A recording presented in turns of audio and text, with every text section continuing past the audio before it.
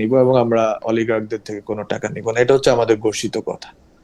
Simple যে আমরা নতুন করে শুরু করতে চাচ্ছি, ফলে আমাদেরকে আরো বেশি ক্ল্যারিটি দরকার, আরো বেশি মানে এক ধরনের অ্যাকাউন্টেবিলিটি দরকার মানুষের কাছে। যে জি উপদেষ্টা পদ জি। থেকে পদত্যাগ করার পরে আহ, আপনি কি করতেছেন, মানে যেটাতে আপনার লিভিং হয় বা অর্থনৈতিকভাবে আপনার আয় কি দিয়ে হচ্ছে? আমার হচ্ছে যে আমি লেখালেখি করতেছি, অনুবাদ করতাম আমি এই ইয়ার আগেই, হুম কি বলে আপনার অভ্যুত্থানের আগেই। হুম হুম অনুবাদ লেখালেখি আমি এখন 3টা বইয়ের কাজ করতেছি হুম আমার নিজেরই, হুম এবং আমি অনেকগুলো অনুবাদের কাজ সম্পাদনার কাজ করি। হুম। এটা একটা আছে। এই তো, আর ফ্যামিলি আছে আমার, মানে কিছু সঞ্চয় ছিল, হুম। ও এইটা দিয়ে চলে যায় আর কি। ওকে, আপনার যেটাকে মানে কেরিয়ার বা পেশা বলা হয়, সেটা তো আপনি রাজনীতিকেই তো আর পেশা বলা যাবে না, কিন্তু আপনি কি যেটা পেশা মানে বা ওই অর্থ অর্থ সমাগমের জন্য যে এটা কাজ করা, সেইটার ব্যাপারে কি কিছু ভাবছেন? ভবিষ্যতে কি আপনি কোনো কিছুতে যুক্ত হবেন কনসালটেন্ট হিসাবে, বা অনেকে আমরা দেখতে পাচ্ছি যে না না, আমি এনসিসি লেখালেখিতে থাকবো। আমি লেখালেখিতে থাকবেন? লেখালেখিতে থাক লেখালেখি রিসার্চ এর ভিতরে থাকবো। জি। এবং এর ভিতর দিয়ে আমি যতটুকু সম্ভব টাকা উপার্জনের আমি মনে করি এখানে হিউজ মানে সম্ভাবনা আছে। चल चल चल चल चल ए, गाड़ी स्टार्ट कर चल चप्पल छोड़ दिया हम फर्स्ट स्टार्ट हम फर्स्ट गाड़ी चला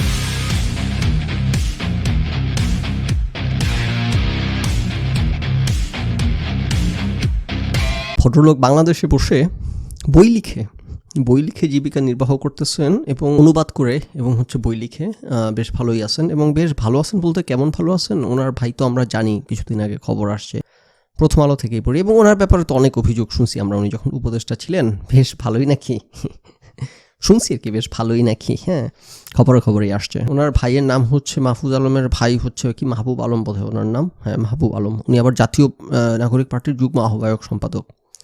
ওনার হইতেছে অস্থাবর সম্পত্তি রয়েছে 1,10,00,000 টাকার, কিছুদিন আগে এটা প্রথম আলোতে রিপোর্ট হয়েছে। তার পেশা হইতেছে ব্যবসা, বছরে আয় 15 লাখ টাকা, এবং উনি এই প্রথম আয় করতেছেন ওনার লাইফে। তাহলে চিন্তা করেন 1 কোটি টাকা হইতেছে উপার্জন করে ফেলছেন। তো সেটা ওনাকে জিজ্ঞেস করায় উনি এটার একটা ব্যাখ্যা অবশ্যই দিয়েছেন। সেই ব্যাখ্যাটা হচ্ছে তিনি রাজনীতিতে যুক্ত হওয়ার আগে প্রায় 1 বছর তিনি অস্ট্রেলিয়ায় ছিলেন, ওই সময় তিনি এইসব অস্থাবর সম্পদ অর্জন করেন। তো অস্ট্রেলিয়ায় 1 বছর থেকে উনি 1 কোটি টাকা সেভ করে ফেলছেন। আচ্ছা, ভালো কথা। কি করছেন অস্ট্রেলিয়ায়? 1 বছর কাজ করে আপনি, আমরা আমেরিকাতে আসি আজকে 15 বছর হয়ে যাচ্ছে, এখনও আমরা বছরে 1 কোটি টাকা কি সেভিং করতে পারি কিনা একটু হিসাব করে দেখতে হবে আর কি। আপনি কত বছরের বাচ্চা, বয়স কত হয়েছে? অস্ট্রেলিয়াতে গেলেন মানে কি ধরনের ইঞ্জিনিয়ারিং, পেট্রোকেমিক্যাল ইঞ্জিনিয়ারিং মনে করেন, অথবা ডেটা সায়েন্টিস্ট, হ্যাঁ এগুলোতে ভালো বেতন আছে, অথবা আপনি ধরেন ফিজিশিয়ান। অস্ট্রেলিয়াতে মানে কি পেশায় ছিলেন যে আপনি অস্ট্রেলিয়াতে ঢুকলেন, বের হয়ে আসলেন, 1 কোটি টাকা সেভ করে নিয়ে আসলেন? কি সেই পেশা? আচ্ছা আচ্ছা, ওকে, ওই যে আপনার ভাইয়ের মতো আর কি। হ্যাঁ, কী করে খান? বই লিখে খাই। আচ্ছা, অনেক টাকা পয়সা। এবং মাহফুজ আলম কিন্তু উনি নিজেই, একটু পরে আমরা ওনার ফুল কথাটা শুনি, তাহলে ওনার ফুল অ্যান্সারটা কমপ্লিট করি আমরা, তাহলে বুঝতে পারবো যে আমরা কোনো কিছু মিস করে গেলাম কিনা। কারণ একটু পরে উনি বলবেন যে বই লেখে খুব বেশি টাকা আসে না, একটু পরে আবার এটা বলে ফেলবেন। আমার 2টা বই পাবলিশ হয়েছে আগে, এটা খুব বেশি টাকা আমার আসে না, হুম কিন্তু যেই টাকা আপনি ধরেন অনুবাদ করে করা যায়, লেখালেখি করে করা যায়, তারপর হচ্ছে রিসার্চের কাজ করে করা যায়, এবং এটা আমার জন্য আনন্দেরও। আমি এটাই আমি ছিলাম আসলে অভ্যুত্থানের আগে। অনেকে আমার সম্বন্ধে জানেন না, ওকে। আমি অভ্যুত্থানের আগে বেসিক্যালি সারাদিন লাইব্রেরি ওয়ার্কে করতাম, আর সন্ধ্যা থেকে আসলে ছেলেদের সাথে আড্ডা, পলিটিক্যাল আড্ডা দিতাম। ফলে আমার লাইব্রেরি ওয়ার্কটা আবার আমি কন্টিনিউ করতেছি, এবং আমি আমার রিসার্চের ওকে জি। ওকে। আনন্দর জন্য আপনি করেন, খুব ভালো কথা। এরকম আমরাও চাই যে আমরা যেসব কাজ করে আনন্দ পাই, এসব কাজ করতে আমাদেরও একটু ইচ্ছে করে, অনেক ইচ্ছে করে। যে গত 3 মাস ধরে ইউটিউবে কোনো ভিডিও দিচ্ছি না, কেন? কামাই করতেছি। হ্যাঁ, ওই যে কিছুদিন আগে বলছিলাম কিছু কনসালটেন্সি করি, আমাদেরও এরকম ইচ্ছা হয় একটু এই সব কিছু বাদ দিয়ে একটু ইউটিউব আসি, একটু লাইভ করি, একটু বিভিন্ন বিষয়াদি করি, খবর শুনি, দেশের দুনিয়ার খবর জানি না। আগে আমার স্ত্রী কোনো কিছু জিজ্ঞেস করলে সব বলে দিতাম ক্যাট করে, এখন যাই জিজ্ঞেস করে আমি কিছুই বলতে পারি না। হ্যাঁ, এটা দেখছো না, দেখি না, ওটা কি দেখছো, দেখি না, ওটা কি জানছো না, জানি না, ফেসবুকে ঢুকি না, ইউটিউবে ঢুকি না। তো আমাদেরও তো একটু ইচ্ছে করেন কীভাবে কিভাবে পারতেছেন, আপনার যা করতে ইচ্ছে হয় সেটি করতেছেন আপনি, হ্যাঁ। তো এটা কিভাবে পারতেছেন, এখন এগুলো তো আমরা আসলে খবরে আসে, কান কথা কুকথা বলে মানুষ আপনাদের ব্যাপারে, আওয়ামী লীগ আর কি, সবাই পতিত ফ্যাসিস্ট যারা, তারা এগুলো বলে বেড়ায়। কিছুদিন আগে আমাকে একজন একটা মেসেজ করছেন, ওনার নাম না বলে এবং কার ব্যাপারে বলছেন তার নাম না বলে, একটু মেসেজটা পড়ে শোনাই। এনসিপির বড় নেতা, কী ধরনের বড় নেতা? অনেক বড় নেতা, আপনারা সবাই চেনেন। আচ্ছা, ডোন্ট কোট মি প্লিজ। আমার পরিচিত এক রিয়েল এস্টেট ব্যবসায়ী আছেন, বড় ভাই স্থানীয়, 20 বছর প্লাস পরিচয়, আমার সাথে তুলনামূলক ছোট স্কেলে ব্যবসা করেন। তিনি 20-30 জনকে সাথে নিয়ে একটা ল্যান্ড কিনে শেয়ার বেসিসে অ্যাপার্টমেন্ট বিল্ডিং বানিয়ে সবাইকে বুঝিয়ে দেন, তাতে বেশ ভালো প্রফিট থাকে তার। এমন 30-40টা প্রজেক্ট সাকসেসফুলি রান করেছেন। So far clean businessman as far as I know. ভদ্রলোকের বাসা, বললাম না কোথায়, ঢাকার এক জায়গাতে। এনসিপি নামটা বলে ফেলতেছিলাম, অমুকের বাসার পাশে এনসিপির সেই নেতার বাপ এই লোককে যন্ত্রণা দিচ্ছে, কারণ রিয়েল এস্টেটে ইনভেস্টমেন্ট দেখিয়ে প্রচুর ব্ল্যাক মানি হোয়াইট করতে হবে। কে সেই এনসিপির নেতা যার বাবা এই কাজ যন্ত্রণা দিচ্ছে সেই লোককে? সেই এনসিপির নেতার নামটা বললাম না, রাইট? আচ্ছা, আপনি বলতে পারেন কেন বললাম না, কারণ এরা যদি আমার বিরুদ্ধে একটা মামলা দিয়ে দেয় যে আমাকে প্রমাণ করতে হবে, তখন আমি কোত্থেকে প্রমাণ করবো? অথবা যেই ভদ্রলোক বলছেন ওনাকে নিয়ে ঝামেলা করে, সন্ত্রাসীদেরকে নিয়ে একটু সাবধানে সতর্ক থাকতে হয় এই কারণে আর কি, বুঝলেন নাই? এগুলো তো বলেন এগুলো আওয়ামী লীগের মুদ্রার এপিটার ওপিট। আচ্ছা যাক, নামটা বললাম না, খুচরা নেতা না, একবারে টপ নেতা। হ্যাঁ, আর কীভাবে বলবো? লুটপাটের টাকার পরিমাণটা অবিশ্বাস্য, 1000 কোটির লেভেলে, ফলে ইনভেস্টমেন্ট হবে শত কোটি। আমার পরিচিত ভদ্রলোক এখন পর্যন্ত অ্যাভয়েড করতে পেরেছেন, কারণ এনসিপি ক্ষমতায় নেই, অপোজিশনে। ক্ষমতায় থাকলে এসে ঘাড়ে ধরতো। তারপর আবার বলতেছেন যে ছোট স্কেল বলতে রিয়েল এস্টেট মাফিয়াদের তুলনায় ছোট, আদারওয়াইজ ঢাকার মিডল ক্লাসের তুলনায় তিনি অ্যাবাভ অ্যাভারেজ। নিজের বাড়ি আছে, সাথে অনেকগুলো প্রজেক্টে ফ্ল্যাট এবং বেশ ভালো পরিমাণ ল্যান্ড। এই হচ্ছে করে বেড়াচ্ছে, রাইট? এবং মানে এগুলো তো আমরা খবরের নিত্য নৈমিত্তিক শুনে যাচ্ছি, টক শোতে শুনতেছি, সবাই বলতেছে। দেখেন এগুলো তো যারা মানে সবাই তো জানে এগুলো, রাইট? সো সবাই এগুলো নিয়ে বলাবলি করতেছে এবং এই যে এখানে পার্সোনাল লেভেলে মানুষজন জানাচ্ছে। কিছুদিন আমরা দেখলাম যে সার্জিস আলম কী শুরু করছিলেন হচ্ছে করা, কি বলে, আপনার গাড়ি বহর 150 গাড়ি বহর হাঁকায় যাচ্ছেন। তারপর যখন ওনাকে জিজ্ঞেস করা হয়েছে, সেটা উনি এরকম মাহফুজ আলমের মতো ব্যাখ্যা দিচ্ছেন। হ্যাঁ, উনি বই লিখে কোটি টাকা কামাই করেন। উনি মানে ঢাকা শহরে আপনি চলতে গেলে মাসে কমসে কম 50,000 টাকা, মানে একেবারে কমসে কম, আমি তো মানে কমায় বলছি আর কি, 1 লাখ টাকা তো লাগেই, রাইট? 50,000 টাকা কমসে কম। মাহফুজ আলম কি ঘোড়ার ডিমের কি বই কয়টা লিখছেন উনি?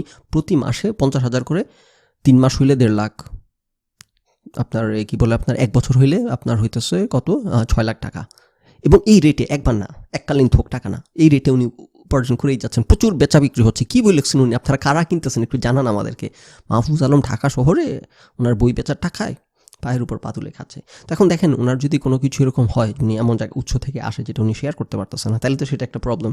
কী এমন উৎস যেটা থেকে আপনি শেয়ার করতে পারতেছেন না? আপনি দিক থেকে বলতেছেন যে ট্রান্সপারেন্সি থাকতে হবে। আপনি নাম দিচ্ছেন, দল একটা নাম দিচ্ছে, একটা অল্টারনেটিভ। কী ধরনের হাস্যকর নাম যেগুলা, মানে নামই হচ্ছে অল্টারনেটিভ, কথা বলছেন নাই? মানে এটা হচ্ছে অপশনাল। মনে করেন আপনি হচ্ছে একটা জায়গা পরিধান করেন প্রতিদিন, রাইট? তারপর আপনি সেকেন্ড একটা অল্টারনেটিভ জায়গা রাখছেন আর কি, এই হচ্ছে ওনারা অফার করতেছেন আমাদের কাছে। তো যাই হোক, সেটা বাদ দিলাম। অনেক চিন্তা ভাবনা করে একটা দলের নাম রাখছেন, ওই মাহিবি চৌধুরী রাখছিলেন বিকল্প ধারা, এটা ওনারা নাম রাখছেন, খুঁজে বের করছেন। এখন মাহফুজ আলম তো প্রচুর ইংরেজি বলেন, এই জন্যে অল্টারনেটিভ নাম রাখছেন। তো আপনারা কি জানি কোনো কিছু পাবলিশও করবেন না, প্রকাশও করবেন না, জিজ্ঞেস করলে তোতলানি ছুটে যাবে। তারপর সার্জিস আলমকে জিজ্ঞেস করতে পারে, প্রথম বললো যে বাপ মার হইতেছে বিশাল জায়গা জিগির আছে, কিন্তু এদিকে আবার বলে বেড়াইছেন যে উনি হলে থাকেন ঢাকা ভার্সিটির, কারণ হইতেছে অবশ্যই থাকার কোনো জায়গা নাই এবং বাবা মা গরিব, এগুলো বলছে বিভিন্ন সময়। আবার এদিকে নাকি হইতেছে বাবা মার নাকি কোটি টাকা, এলাকাবাসী নাকি টাকা তুলে দিছে, কিন্তু তারপর তাসনিম জাহরার কাছে চুদন খেয়ে থেমে গেছে। এখন আর কোটি টাকা এলাকাবাসী গাড়ি দিচ্ছে না। তারপর বাপ মার যা জমিদারি বিক্রি করে এখন আর প্রচুর গাড়ি হাঁকানো হচ্ছে না। ওই একবারই হয়েছিল, দোচন খাওয়ার পর সেটা থেমে গেছে, রাইট?